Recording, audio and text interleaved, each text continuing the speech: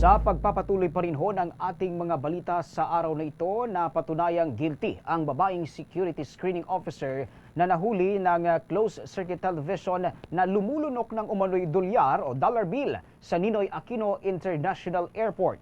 Ayon kay Department of Transportation Secretary Jaime Bautista, bukod sa babaeng screening officer, naharap ngayon sa mga kasong administratibo at kriminal ang 3 pang tauhan ng Office for Transportation Security.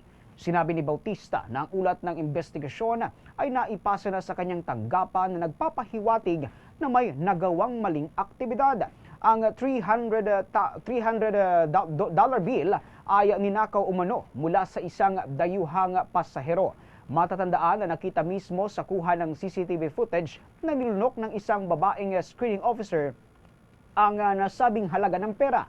Ngunit sinabi naman ng screening officer na tsokolate lamang ang kanyang nilulunok.